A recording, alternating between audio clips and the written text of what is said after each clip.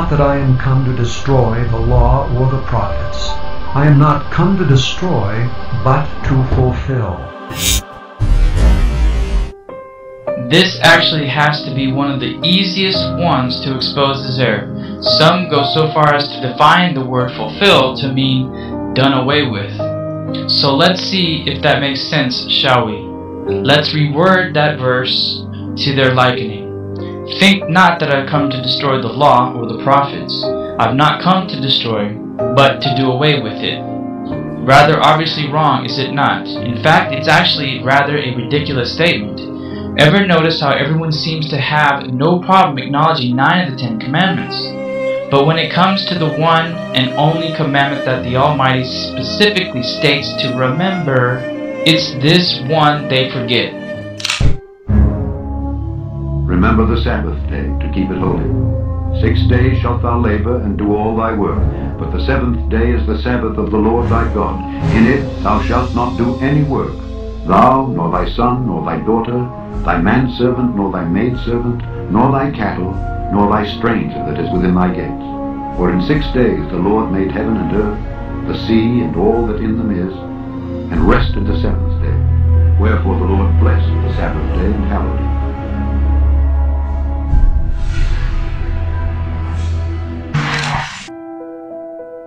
Notice the word fulfill used in another verse by Jesus, Matthew 3:15. And Jesus answering said unto him, Suffer it to be so now, for thus it becometh us to fulfill all righteousness. Then he suffered him.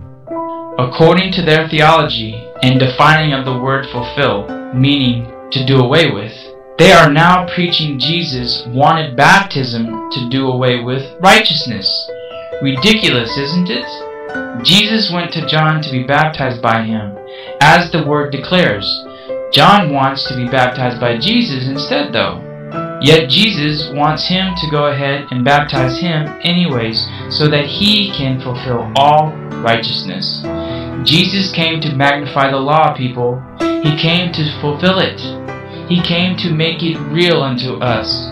Plus, what of this passage? Matthew 5:18. But first, let's take that passage from the scriptures where it says, Lo, I am with you always, even unto the end of the world, and further drive home the reality of his holy law.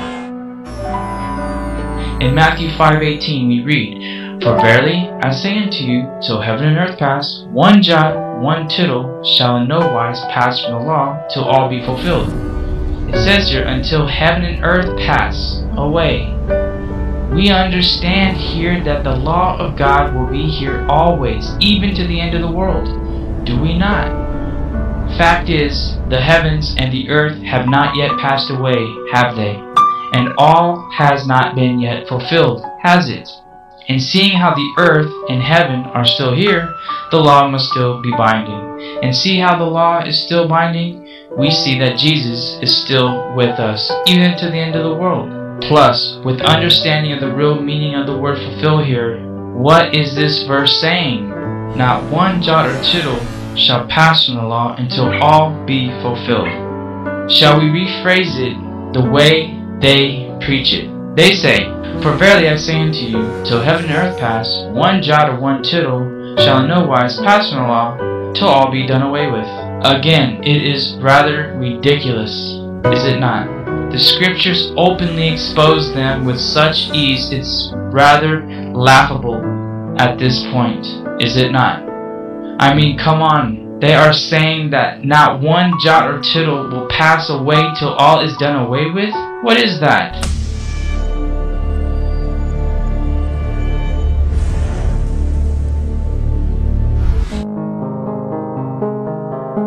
Okay, one more point to notice here. The passage said, One jot, one tittle shall in no wise pass from the law, till all be fulfilled. Look around. Has the heaven and earth passed away? No. Then neither has one jot or tittle of the law. Let's sum it up. The main purpose for the walk of Jesus Christ we find in Romans 8:3-10.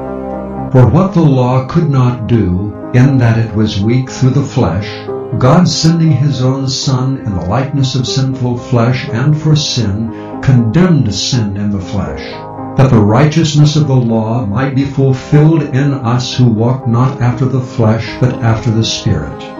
For they that are after the flesh do mind the things of the flesh, but they that are after the Spirit, the things of the Spirit.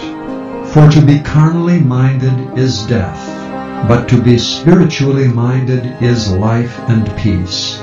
Because the carnal mind is enmity against God, for it is not subject to the law of God, neither indeed can be. So then they that are in the flesh cannot please God. But ye are not in the flesh, but in the Spirit, if so be that the Spirit of God dwell in you. Now if any man have not the Spirit of Christ, he is none of his. And if Christ be in you, the body is dead because of sin, but the Spirit is life because of righteousness. And the righteousness spoken of here in the righteousness of the law that might be fulfilled in us. And by the way, the word fulfill in this passage, they say it means done away with. Truth is, their own theology exposes them perfectly.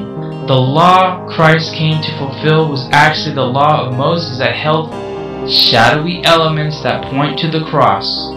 If I were to ask to share one passage that proves he came to fulfill the law of Moses, which are customs of the Jewish nation as pertains to the feast days, I would quote Acts 6:14, where it says, For we have heard him say that this Jesus of Nazareth shall destroy this place, and shall change the customs which Moses delivered us.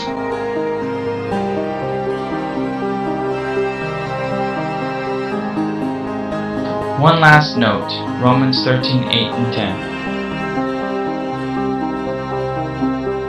Owe no man anything but to love one another, for he that loveth another hath fulfilled the law. For this, thou shalt not commit adultery, thou shalt not kill, thou shalt not steal, thou shalt not bear false witness, thou shalt not covet, and if there be any other commandment, it is briefly comprehended in this saying, namely, thou shalt love thy neighbor as thyself. Love worketh no ill to his neighbor, therefore love is the fulfilling of the law. Read this passage carefully, and you will see that to love actually fulfills the law. The first 4 commandments deal with how we show our love to God. The last 6 deal with how we show love to each other.